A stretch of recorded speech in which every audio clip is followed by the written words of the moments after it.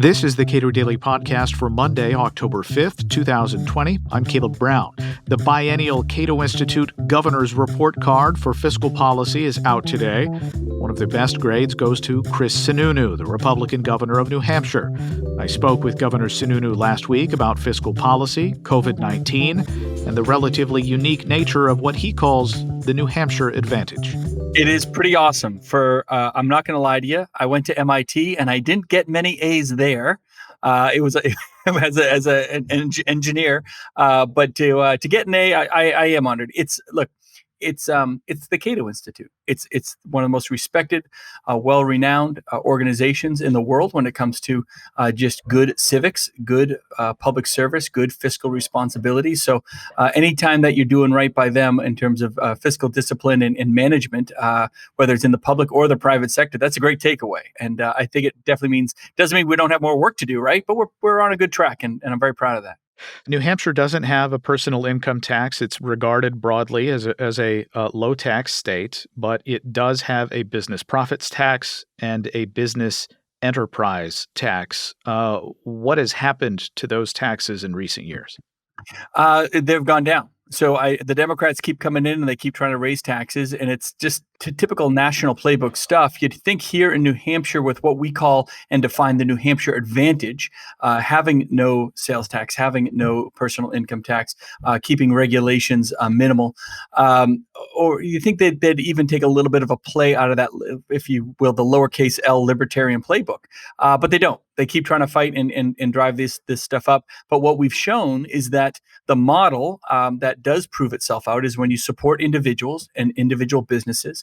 When you get rid of regulation, you become a pro-business state. More businesses want to go here. You can actually cut taxes, and your revenues actually increase.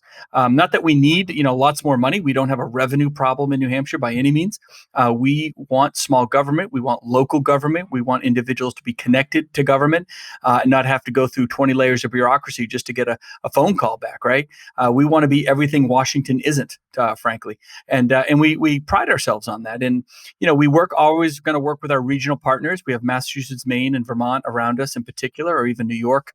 Across. Thank God we have Vermont between us and New York. Frankly, it's a great border for us. But we have to work with those regional partners. But because they are so fundamentally different in their constructs of government, we really do set ourselves apart, not just regionally, but nationally, frankly. And we like to be that gold standard. But it isn't by accident. It isn't because we're lucky. It isn't just because. It's because we work really hard. You have to get the right people in office that support policies that support individuals. And when you do that, it really does work. And that's why one of the reasons I think through this crazy pandemic that we're seeing and the economic challenges that the entire country is seeing, we're booming. I mean, I don't know a better way to say it. We're doing really, really well. We got challenges, but nothing we can't overcome, just with some good innovation. What has given New Hampshire its New Hampshire Advantage? A friend of mine, a former full-time Cato scholar, Jason Bedrick, was a lawmaker in the legislature, which sounds impressive until you sit and think about how many people are actually in the legislature of New Hampshire. When you say the structure of government contributes to New Hampshire's advantage, is the size of the legislature part of it? Absolutely. So as you're alluding to, and maybe some listeners know, some don't, but the fact that we have I think the third largest parliamentary body in the free world, with I think British Parliament, U.S. Congress, and then the state of New Hampshire with our 400 representatives. And every single one of them gets paid about $100 a year. So it's truly a volunteer government. That's before taxes. What taxes? How dare you? And then every one of us, whether it's the governor, our executive council, we're one of the only states that has an executive council. It's a very important checks and balance on the power of the governor, frankly. And then our legislature, every one of us can be fired every 2 years.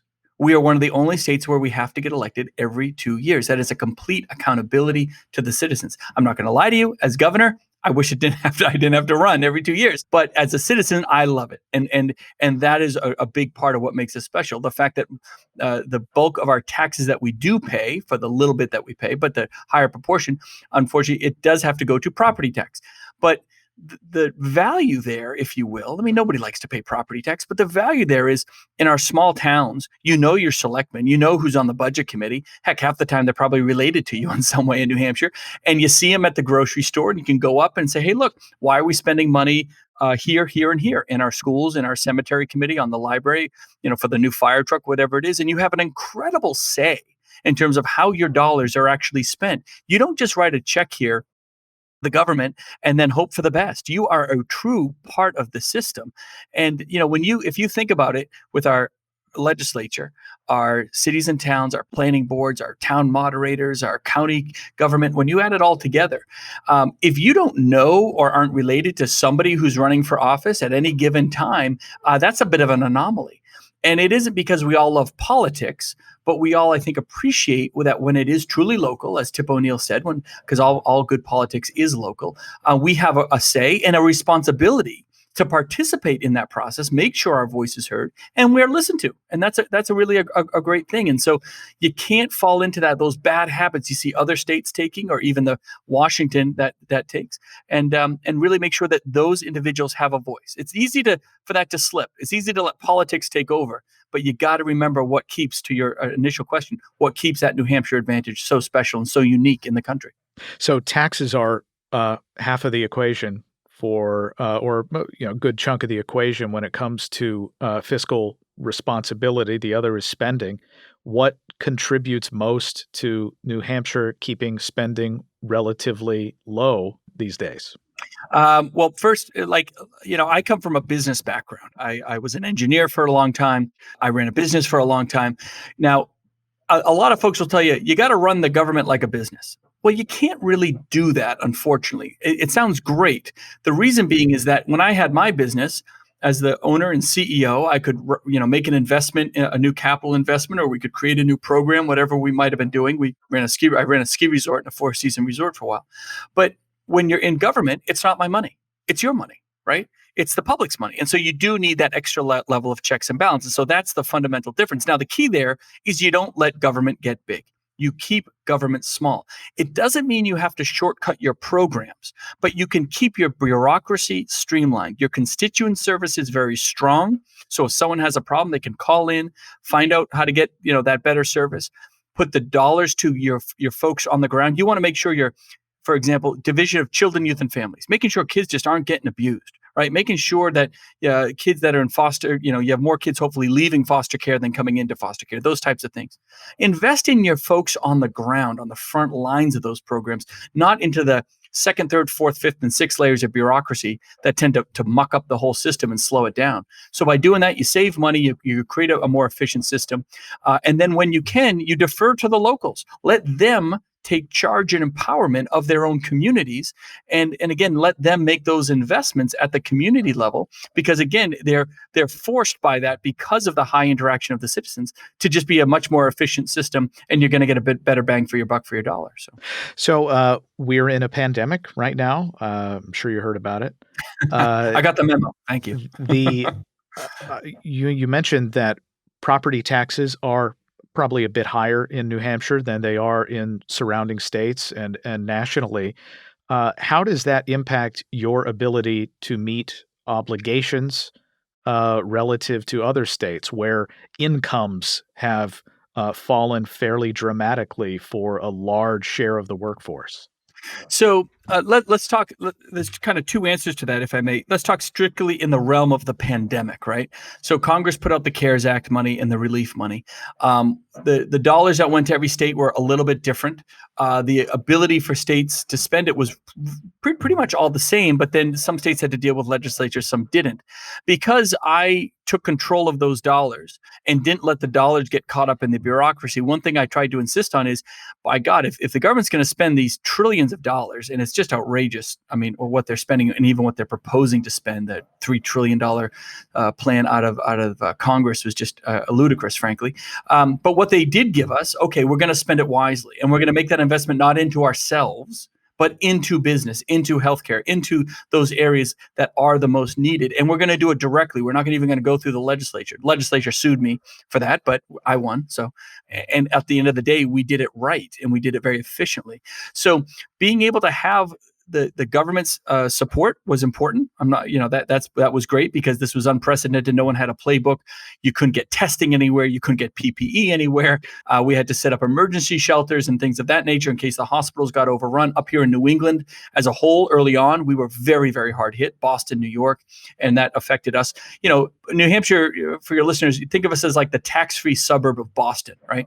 So if you don't want the taxes and the bureaucracy and the traffic, you take an extra, go 1 mile north and boom, you're in tax-free New Hampshire. So we were able to set ourselves apart in terms of how we spent the dollars from other states, even though we were kind of at the tip of the spear a little bit with the pandemic early on. And we had to make some tough decisions, to be sure, but that flexibility of spending the money early on allowed direct efficiency. I spent $500 million. It's a lot of money on business.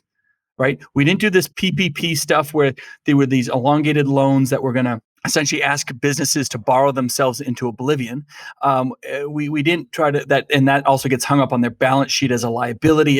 It prevents their ability to work with their banks. Banks are doing very, very well, by the way. They are flush with cash, but they have an inability to lend out because so many businesses have their PPP loans at the federal level hanging on them as a liability. So we give out grants because my goal was to play for the long game, to say, look, I can't make a business whole, but I can hopefully get a business to survive. So they're paying their property tax, their bills, their mortgages, whatever it is, maybe keep some folks employed.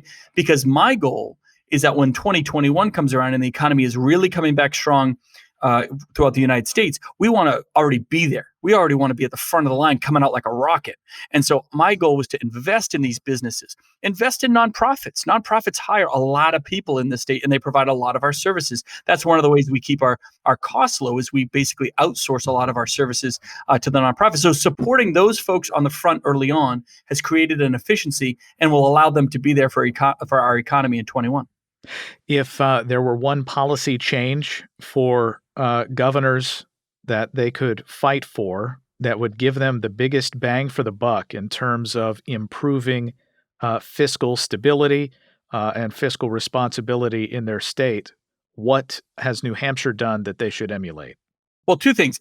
When I fight, there's two answers to that. In Washington, I'll give you two words: block grant, block grant. Block grant. Let states decide how to spend their federal dollars, whether you're talking about Medicaid, whether you're talking about education, whatever it is. Because with respect to Medicaid, you're referring to the fact that when the federal government spends money on Medicaid, it essentially obligates the state and sort of perverts the typical incentives that states would have to spend X versus Y dollars. Oh, completely. I don't know who wrote these original rules and who has changed them over time, but the roadblocks that come with each of those dollars are completely counterproductive, right? They make no common sense, frankly. And I give the president some credit. He's really tried to break down a lot of those regulations. Regulatory reform is really the third leg of the stool when it comes to, I think, fiscal responsibility. And allowing us, for example, whether it's to buy our pharmaceuticals into Canada, and we finally passed that law, and hopefully we can break down those barriers. Things of that nature. I can't even negotiate a lot of my own pharmaceutical rates through Medicaid at all because they create that barrier. That makes no sense. Let every state compete. Let the free market work as it is supposed to do, instead of creating these arbitrary rules that we all have to live by. Now within New Hampshire, that's what I would say to Washington: block grant, free of a lot of those burdens. Give us the check, and we'll say, by the way, in doing that, we could probably take 80% or 70%, in some cases, maybe even 50%, depending on the program.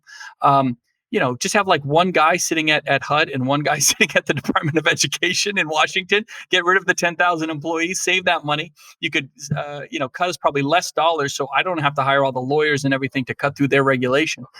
So the efficiency you get from that is exponential. It builds on itself. Okay, assuming that states are unable to dictate to the federal government changes in policy in dealing with states, what is a reform at the state level that New Hampshire has adopted that other states could emulate? I got to be honest. We have an executive council. Our executive council is of 5 individuals. They are elected every 2 years independently, and they represent about a fifth of the state each. And they are essentially a checks and balance on the governor. And they approve virtually every contract in this state. They meet in an open public meeting every 2 weeks with the governor. Anyone can come to that meeting. All the commissioners come from the state because they can be asked questions on any contract that comes up in the state, and it gets voted on or up or down. And because of that, it really has forced all of our commissioners, not just recently, but literally over the past 200 years, it forces them all to say, well, I'm going to be held to an open and public scrutiny on this. I better make sure I've bid the process right. I'm not just doing sole source contracts. We're making these things competitive. And that inherently drives the cost down, and just having the public openness. And then secondly, they approve all of the governors. They are the approval body, like the Senate is for the president, the executive council is for the governor. So I can nominate who I want, but they're the checks and balance on our commissioners. And the third piece there is our commissioners, because I get elected every 2 years, you can't have every commissioner come in and out every 2 years. So most of our commissioners are there 4 or 5 years. Governors inherit other governors' commissioners, sometimes for a period of years. So it forces you to really make sure that you're putting the right people in for the job for the right reasons. It takes a lot of the politics out of it, and inherently makes the entire system much more efficient. But most governors, ours was created in 1680. The King George III, or the first, actually created it. Most of the colonies had it, and over time, each governor has kind of knocked it out. And if I could just bear with me, Chris Christie was up here running for president, and Chris and I have become good friends. And at one point, I was an executive counselor, and he said, "So you want to run for governor?" I said, "Yeah." He said, "No, that's great, but what is this executive council thing? It sounds like they have a lot of the power." And I said, "Well, it's the checks and balances." And I explained it. He said, "Man, why would you want to run for governor in a place like that? Where you can't just do whatever you want?" Now, for those who don't know, New Jersey constitutionally has one of the strongest governors. I mean, the governor of New Jersey can effectively do almost whatever they want with line item vetoes and bringing people in and out and employee at will and all that kind of stuff. We here have a true checks and balance system because, again, we don't think any individual should have too much power because that can fundamentally corrupt the system. So it's a unique system. It's hard for folks to accept that it's going to give you a better result. But believe me, if all 50 states and the federal government adopted that type of checks and balance onto the system, the efficiencies would just be tremendous. We see it here in New Hampshire, and it's a big part of our New Hampshire Advantage. And everybody across this country is going through tough times, whether it's the anxiety of the pandemic, the anxiety of the COVID virus itself, what's happening with their jobs, what's happening with the economy. We're very blessed here in New Hampshire that our COVID numbers are very low and our economy is very strong. Now we have a lot of work to do.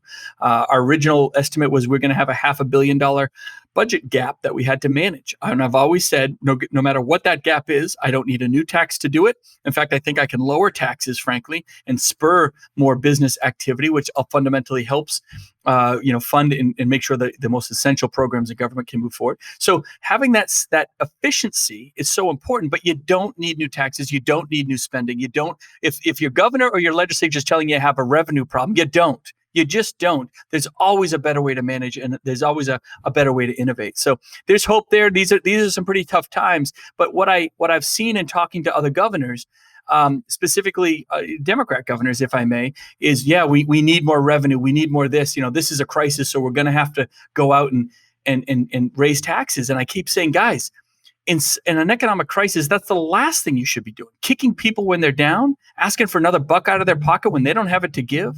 In those models, that's putting government first. In New Hampshire, we put individuals and businesses first. It's that simple. So when times are tough, we want to give you the opportunity and open that. And it just baffles me when I see so many folks out there that are putting government first over those individuals. And when you have that change in just that simple change in perspective, amazing things can happen. We're not perfect here by any means. I mean, New Hampshire has a lot of issues that we have to deal with, but we do try to, I think, stay true to our model because fundamentally our success is built on 200 years of staying true to that, and it's working. New Hampshire Advantage, live free or die, right? Live free or die. It is not 4 words on a license plate. It's just how we do it here in New Hampshire. Chris Sununu is the Republican governor of New Hampshire. He received an A on the Cato Institute's Fiscal Policy Report Card for Governors, released earlier today. Subscribe to the Cato Daily Podcast anywhere you please, and follow us on Twitter @Cato Podcast.